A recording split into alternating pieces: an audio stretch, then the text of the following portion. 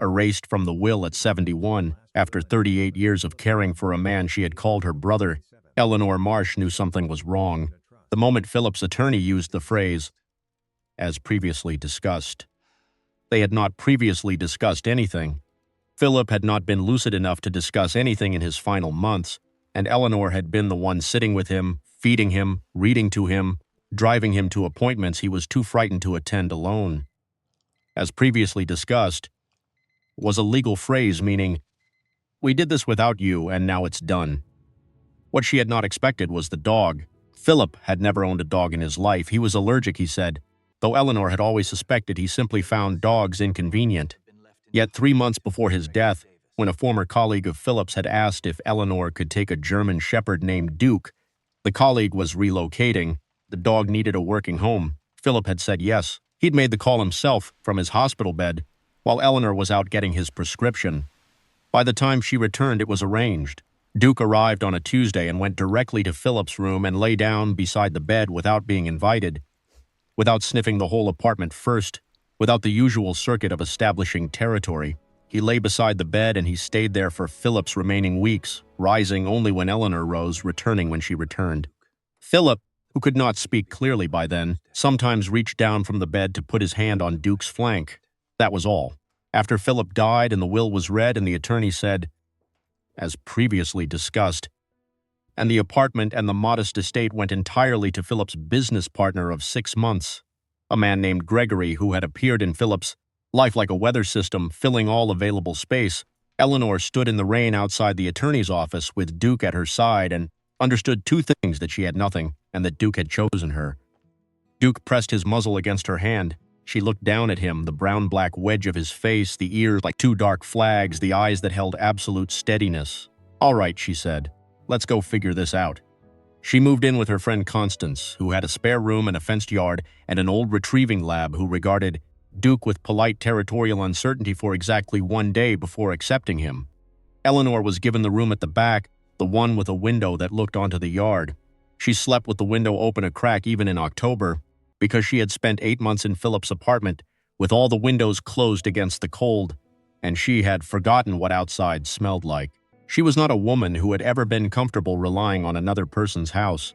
She had owned her own house for 11 years before she had sold it to help Philip with a medical debt, a decision she had made without regret and was trying to continue not regretting. The house on Whitmore Street had been sold in 2019, and the money had gone to Philip's oncologist's billing department in 3 installments, and Philip had lived for 2 more years, and Eleanor had considered that a good trade. She still considered it a good trade. She just needed somewhere to go now. Gregory came to Constance's house once in November to bring the remainder of Eleanor's things that she had left in Philip's apartment. He arrived without calling, rang the bell, and when Eleanor opened the door, he held out a cardboard box with both arms extended, not handed to her, just held out at arm's length, and said, "I think this is everything." He was looking at her chin, not her eyes, her chin. As though eye contact would imply something he wasn't prepared to imply, she took the box. Duke sat at her heel and watched Gregory with quiet, professional attention, ears up, body still, no aggression, just presence. Gregory did not ask how she was. He turned and went back to his car.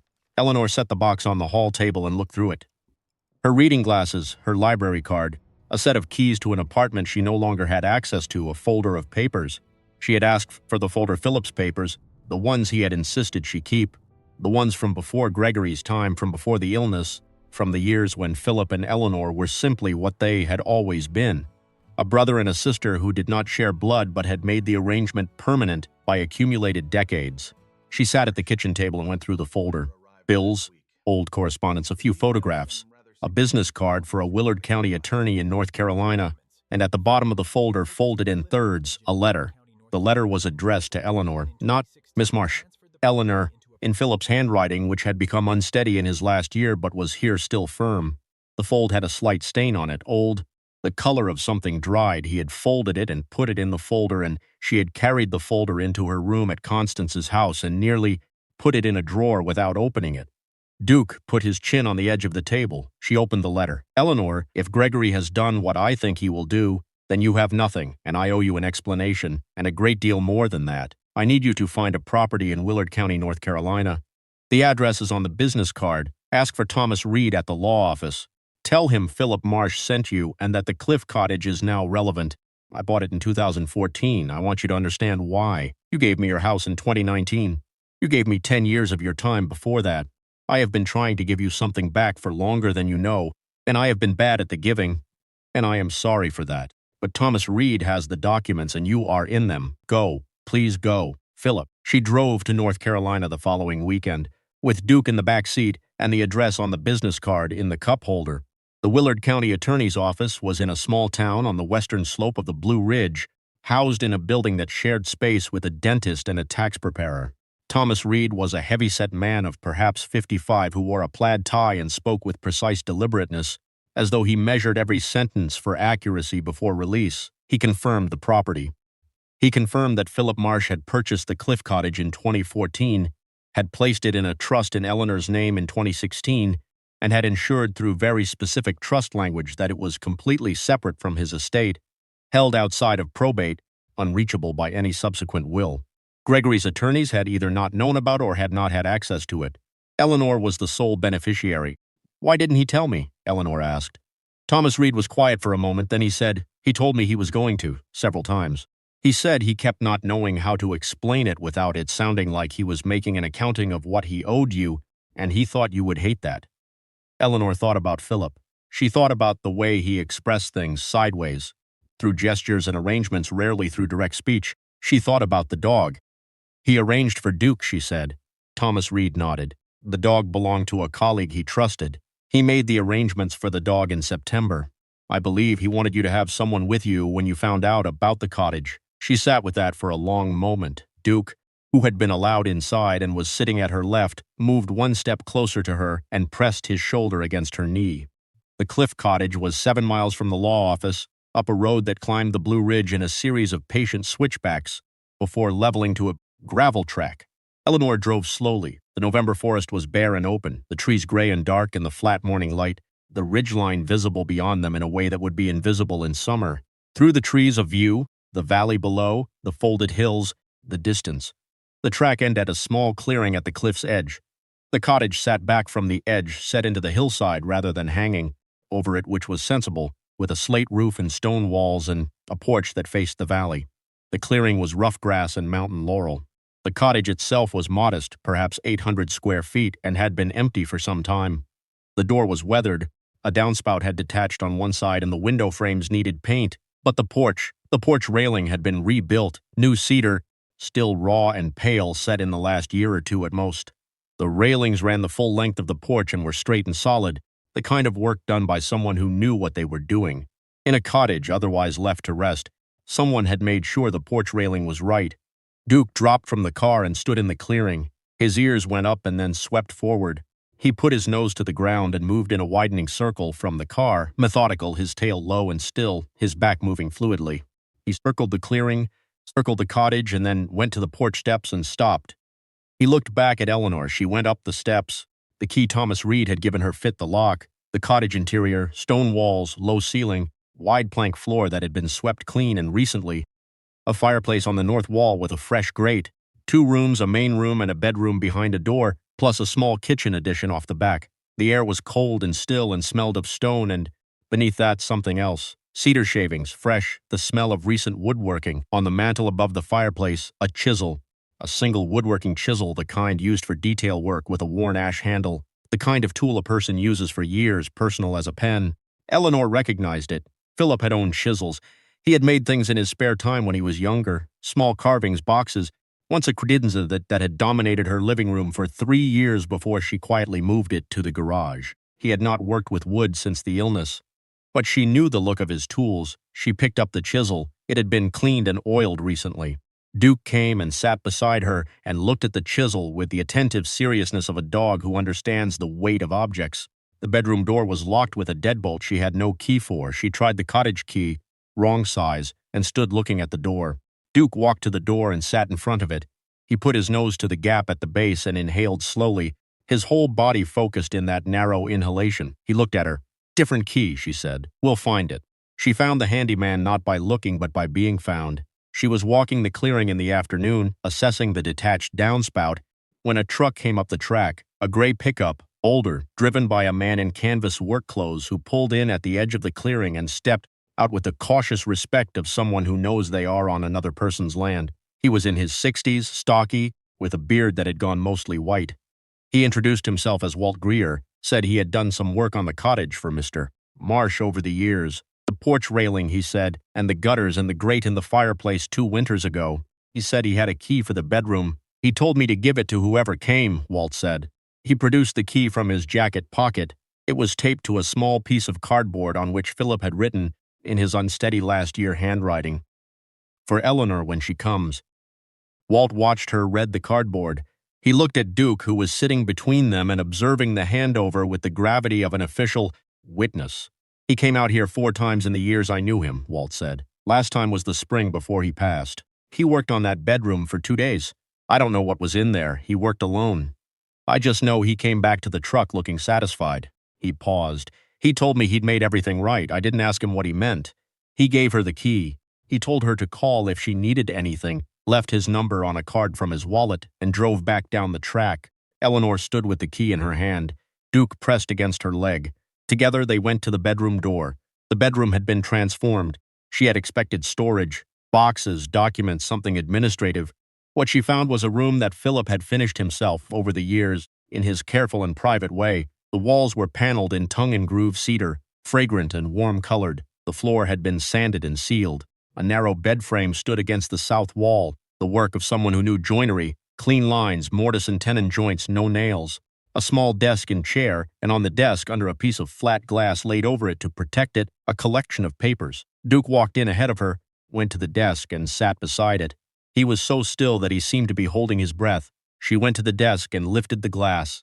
The papers were letters. Not a bundle, separate, arranged chronologically by the dates written in the header, spanning from 2014 to 2021. There were 9 of them. On the top sheet, a note in Philip's firm handwriting from before the illness. "Read in order. The last one is what I couldn't say in person." She sat down at the desk. Duke lay down with his full weight against the legs of her chair, solid and warm, she read. The letters were Philip's accounting of the years. Not financial, personal. He wrote about the house she had sold in 2019 and the weight of it, the thing he had never found the right words to address. He wrote about calling Gregory out of desperation in the middle of his illness, when he needed someone who understood his business dealings and Eleanor was too honest to navigate them. He wrote about knowing Gregory would do what Gregory did, not because Philip was naive, but because he was afraid of what would happen to Eleanor if the estate was litigated, and he thought the cleanest solution was to keep her name out of the estate entirely. "I knew it would look like nothing was left for you," he wrote in a letter from 2020. "I knew you would stand in that room and hear the attorney say it and think I had chosen Gregory over you. I want you to understand that the opposite was true. I chose you first in 2016, when I was still healthy enough to do it right and put you in this cottage before any of the rest of it happened. You were always first. The order of events just made it look otherwise." The last letter was the shortest. He had written it, the date showed, 12 days before he died, in handwriting that was very unsteady and very deliberate. "You gave me your house. I could never give you back a house. Nothing I gave you could cancel what you gave me, and trying would be an insult. So I gave you a place that is entirely different from any house either of us ever lived in. I gave you a place on a cliff in the Blue Ridge that has no history of either of us in it, only the future of you. Come in spring if you can. The valley is tremendous. Philip." Eleanor read the last letter twice. Then she set it down, put her hands in her lap, and looked at the cedar walls Philip had built and paneled himself over 7 years of visits, the walls he had been making right while Gregory was learning the business, and while Eleanor was sitting with him through the illness, and while the world arranged itself into the shape she would find herself in after. She understood now why he had arranged for Duke. He had needed her to have a dog who would go straight to the right room, sit beside the right desk, stay through the reading of all 9 letters without moving. He had needed her to have a companion who would not require explanation or comfort or reciprocal feeling. Duke had done precisely that. Duke had led her here and sat beside the desk and waited, and was now pressed warm and solid against the legs of her chair, not moving, not asking for anything. She put her hand on his head. His ears folded back slightly, softly. He did not look up. "He thought of everything," she said. "The legal documents were in an envelope in the desk drawer, the trust instrument, the deed, the registered transfer. The cottage was hers, unambiguously and cleanly, with a maintenance fund administered by Thomas Reed. Gregory had no claim and had never had a claim. The trust had been registered in her name 2 years before Gregory existed in Philip's life. She sat with the documents until the light in the bedroom shifted, the afternoon sun finding the west window and filling the cedar walls with amber. Duke stood, stretched his long body front to back, and walked to the bedroom door where he sat and looked at her. She gathered the letters, put them back under the glass. She would take them. She would bring them back each time she came, read them in the room he had built for her. She stood, she put her hand on the desk Philip had made with his hands. "All right," she said. "Spring then." Duke turned and let her out. She drove back to Constance's house in the dark. She did not call anyone that night. She sat in the backyard with Duke lying across her feet in the dead November grass, the sky cold and clear above the fence line, and she let the day sit in her the way large things need to sit before you can speak about them accurately.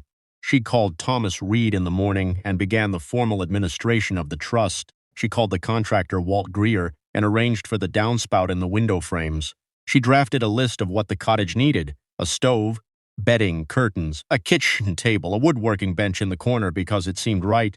She told Constance over dinner. Constance listened with her arms folded and her head tilted and then said, "He built you a room in a cliff cottage in North Carolina and never told you." She paused. "That is the most Philip thing I've ever heard." Eleanor thought about it. "Yes," she said. She went back in February when Thomas Reed's maintenance fund had cleared enough to do the window frames. She drove the Blue Ridge in winter, the road iced at the top and dry on the descent. Duke alert in the back seat the whole way, his ears working. When they came up the track and into the clearing, he was out of the car before it had fully stopped, moving to the porch steps at a trot, turning at the top to wait for her. She came up the steps. She put the key in the lock. Through the window, she could see the chisel on the mantel, the cold fireplace, the room that held no history of either of them. She opened the door and went in. Spring would come. The valley would be tremendous. Philip had said so, and Philip, whatever else he had been, had known how to see a landscape accurately. No one had believed she had anything left. They had watched the attorney read the will, and watched her face and made their quiet conclusions. But Philip had done what people who cannot speak certain things do. He had built the thing instead of saying it, paneled the walls with his own hands, found a handyman to fix the railing and keep the key, and sent a dog, a trained dog, a dog who knew how to find what was hidden, to make sure she arrived at the right door. Duke had gone straight to the bedroom. He had sat beside the desk and stayed for every letter. He had done what Philip had counted on him to do, because Philip had understood that sometimes the most precise instrument you have is a dog with a good nose and the patience to wait. The things we cannot say out loud have to find their way through somehow, through cedar walls, through an old chisel on a mantel, through a German shepherd sitting beside a desk in a room on a cliff in the Blue Ridge, pressing his weight against the chair until the letters were read and the future was clear. The cottage had been waiting. She had been waiting, without knowing it, for something that was entirely hers. Not a house built in someone else's life, not a room above a dry cleaner, not a place she had given and lost, something new. Something on the edge of a cliff with a view of the valley and cedar walls built by a man who had known the whole time what she was worth. She had just needed to be shown the door.